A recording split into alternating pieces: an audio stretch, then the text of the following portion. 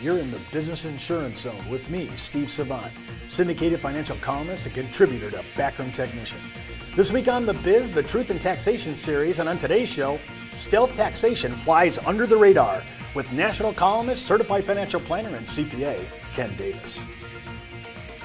When it comes to life insurance, annuities, long-term care, disability, or group pension plans, we're the news you can use. Well, welcome everyone to the Business Insurance Zone, and we're spending this entire week on Truth and Taxation with Mr. CLU, CHFC, CFP, and CPA, Ken Davis. Hey, Ken. Stephen, good to see you. Well, it's good to see you, but your disclosures the last couple days haven't been that great to hear, right? I mean, we're talking about an effective rate, we're talking about stealth taxes in this show, we're talking about hidden fees, complex code. It's so convoluted, who can keep it straight? And you just told us, I think it was Monday's show, you said we're spending about $430+ billion just for the compliance issues. I mean, unreal. Today we're talking about some of the hidden taxation. Now let's get right to AMT because finally, we said this, just mentioned this last week, but this week we're talking about AMT. They finally marked it to inflation. Whew, a little bit of relief's going to happen there. I think they had to do it, but they just swapped it out with Obamacare. I don't know, we'll see about that. But talk a little about the AMT. Well, alternative minimum tax is a second way of determining what your tax is, and it was intended to go after the rich. And the idea was, okay, we're going to give all these deductions and exemptions and everything, and the wealthy people would hire really good tax counsel or attorneys, and then they say, okay, you can get these deductions by doing this, this, and this with your investments. And they were pushing their tax bills down to next to nothing. They said, time out. This isn't fair. We intended these exemptions and deductions and credits for people in general, but you guys are kind of hogging it, okay? So they said, we're going to put in an alternative minimum tax that says, once you have benefits, tax preference items over a certain limit, then we're going to say, okay, we're going to compute a different tax. Yeah, but wasn't the tax bracket back at that time, wasn't it like outrageous? Well, it was on 80, 90%? Well, there was a time back in '79 where it was 70%, and then the Reagan Revolution came and they dropped tax rates down to 28%. And they did get rid of a lot of the deductions and things. But even then, people were finding ways around it. That was back in the tax shelter days. But you know, one of the things I want to talk about this is the AMT is partially determined by adjusted gross income. And some of the other things we're going to talk about are dependent on AGI. And I want our advisors to start thinking not about taxable income and tax rates. That's important, of course. But AGI is used to determine if alternative minimum tax is going to be there at all, plus the exemptions go with it. So start thinking about AGI and managing AGI, and I'm bringing that up because we as advisors can do something about that. Well, when I think about AGI, we're talking about the AMT, we're talking about Social Security income, we're talking about Medicare premiums now with this new stealth tax, the Obamacare taxes on top of this, IRA contributions, which do help in the AGI, I mean, I hope you're doing it, and other exemptions, credits, and deductions, which if you missed last week's show, go check it out. We actually break that out for you so that you have a really good understanding of it. But let's shift gears for a second on capital gains. You know, your two lives theory, Ken, you're one of the few guys that actually talks about this. Talk about the two lives theory when it comes to capital gains. Well, as I was studying Social Security and how to manage that using combination annuities or split annuities, depending upon what you want to call them, I discovered the fact that while capital gains, let's say you have a $10,000 capital gain, and if you ask most everybody, they'll say 15%. Well, now the really affluent are paying 20%, but let's just say 15%. Well, that's $1,500. And everybody goes, oh, okay, capital gain's good, and I only pay as 15%. Well, not so much. You now look at the tax return, how it flows. That's one of the easier ways of understanding the tax law. Go to Schedule D, which is where you report your capital gains. Assuming you have no other capital gains or losses, that $10,000 flows to the front return, page 1. And then it flows down to the bottom number, which is called adjusted gross income. Well, AGI is then used to determine whether Social Security is included, whether you have alternative minimum tax, Medicare premiums escalate, whatever. So now AGI is becoming this really important number and managing it.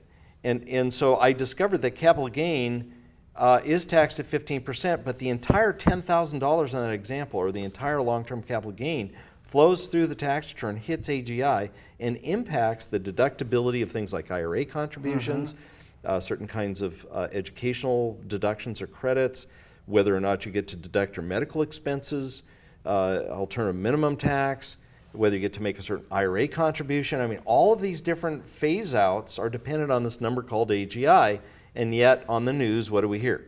Taxable income tax rates, tax rates, tax rates. Tax rates are important, but the real tax rate, the effective tax rate, is that base rate plus the loss of deductions, exemptions, et cetera, or replaced with an alternative minimum tax. When I look at this, I'm just looking at some of the lists here that we have here that can trigger, this kind of, because it affects AGI so much. And when we're looking at that, then if that's the truth, then advisors, we have to learn how to manage this. We got to learn how to manage the AGI. That's right. I mean, I grew up in an era where tax shelters, and I know that's a bad term, but tax shelters were things like oil and gas limited partnerships and real estate partnerships and some really crazy things that were really inappropriate. But they got rid of that and they changed the tax law. So what do we have left? Well, we have qualified plans where we get a deduction, but that has limits. What we have is tax deferral. Tax deferral really is the king.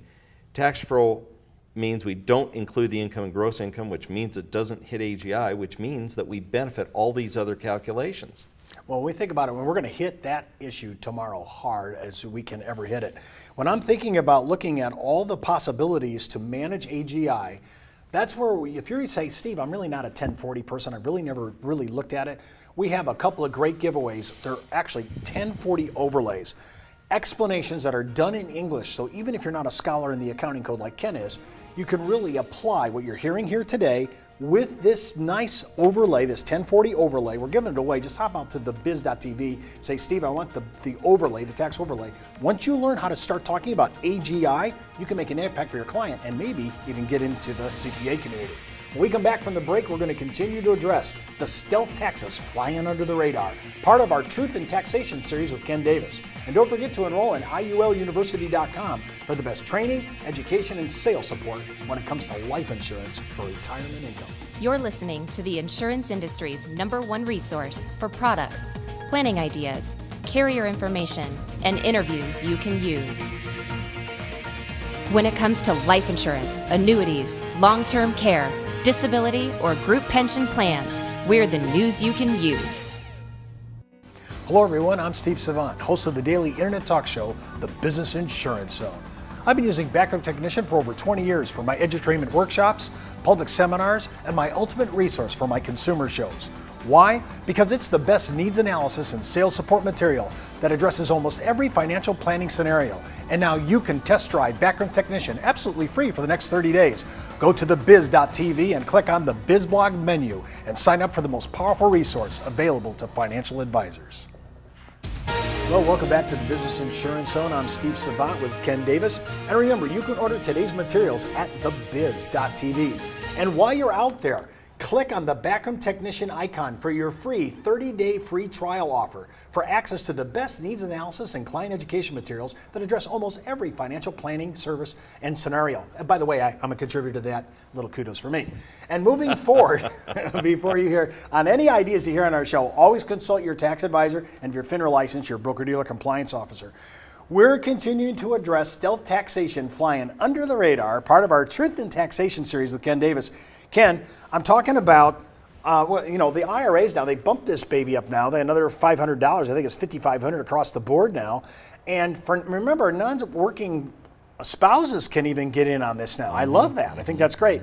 And then for us who are 50 and older, I know that comes as a shock. I'm older than 50? Oh my gosh. I know. People have to say, that's Steve, a you shock. look 49. And I've been looking for 49 for about a decade. We're talking about being able to throw another $1,000 on top of that. So really, you're talking about $6,500 to an IRA, and even if your spouse is not working, as long as that spouse is over 50, you could really start putting money away. Sometimes putting more money away, not only from the contribution, or the deduction rather, because this is all deductible, but I like the idea of being able to stuff it in. If you had any problems in 2008, and who didn't, right? The market and everything, this is a good time to try to recapture by contribution. Don't try to do it by doubling down on the market alone. That's an issue, but I don't have time for that today. So talk a little bit about, we have the qualified plans online, but talk about this issue, because Ken, you're bringing up a thing that we're going to talk about tomorrow. This kind of leads into tomorrow's show. Accumulation is great, but what happens when we go to distributions and what happens at death? Some of these things really take on a whole new meaning on taxation. For many years in the financial planning industry, I watched advisors focus on tax deferred buildup. Of course, qualified plans and IRAs do a great job of accumulating wealth. This is another stealth taxation aspect of it. And it's interesting, we had a big push for Roth conversions not too many years ago, and the articles I read and the people I was listening to, I wasn't getting this. And what it is that they're looking at tax rates, and again, they're missing the boat. You put money away, get a tax deduction, get your tax deferral, now you're 65 and you're now in retirement, and you're drawing Social Security. Well, you think you're in a 25% bracket. We talked about this on the other show, and in fact, because the distributions from IRAs cause your AGI to go up, which then includes Social Security income, 85 cents on the dollar potentially, you essentially have $1.85 of taxation for every dollar you earn or it's distributed from your IRA.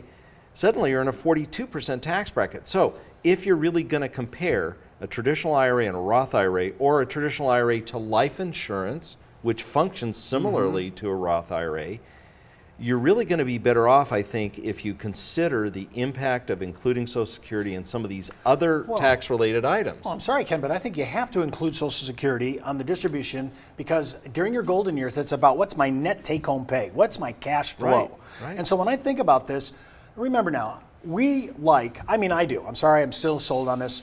If you're going to do a 401k and you're in a high tax bracket and you're getting matched from your employer, I say stick it out. Of course. Of course. Up to the match. But most Americans, middle class especially, that whatever deduction we're getting up front is so not worth what we're going to get hit at the end with our Social Security and our 401k coming out at the same time. So what's useful about this discussion? What's useful is, as advisors, take a hard look at Roth IRAs or Roth 401ks and look at Roth conversion in a new light to help control adjusted gross income in retirement. So be aware of the accumulation factor, but then look at the distribution factor in retirement and distribution at death. All three of those items are important parts of the financial planning process. I have some of our consumers who have been unemployed now for a little while, 6-8 months, and again, our heart goes out to you. We have nothing but compassion.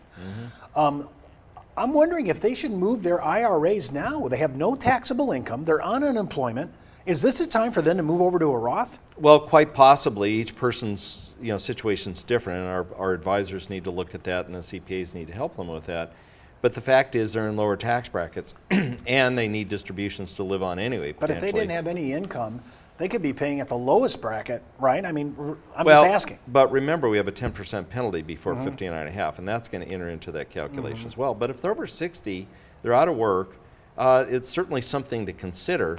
Just another tactic and a strategy that we're bringing up. We just want to make sure everybody's aware of everything that we can do. We're in our Truth in Taxation series. We're not only uncovering things, but as the week progresses, tomorrow and Friday, we're going to be talking about, hey, there's some solutions here and some ways to play. Now, Ken, when I'm talking about distributions, and we're comparing Roth IRAs, and we're talking about it, we haven't really brought up life insurance as an alternative. Now, if it's done right, it's fabulous. If it's done wrong, it's expensive. It doesn't do anywhere near what the propaganda machine says it does. But let's just assume that we're doing it right. And honestly, I hate to be so egocentric on this, but I think I do it right, and I do it the best possible way for the client. So let's just say, let's go down that. Instead of a Roth, what's this alternative? Well, and let me give some kudos to you. I was very skeptical as a CPA of life insurance, as most CPAs are. And when I finally understood the benefits of life insurance, how to use it appropriately, I started looking for somebody to help me with that. Well, that was basically you. You taught me how to squeeze down the face value to have increasing, death benefit options, then drop it, to level benefits, and then take out withdrawals first and then gains as loans. Those are very effective tools and can be done appropriately. They're not perfect solutions, but they're there. So we can use life insurance in that manner, just like a Roth IRA. Take the distributions out, put it in a life insurance, get tax deferral just like the Roth, and then tax-free distributions during life and tax-free distributions to death, just like the Roth. I'm all over that idea, and remember, you can watch all our shows this week on all this at thebiz.tv, and you can follow me on Twitter, Facebook, LinkedIn, Pinterest, and Google+. Well, that's the Buzz on the Biz for today. You've been in the zone, the Business Insurance Zone. You're listening to the insurance industry's #1 resource for products, planning ideas, carrier information, and interviews you can use. When it comes to life insurance, annuities, long-term care, disability, or group pension plans, we're the news you can use.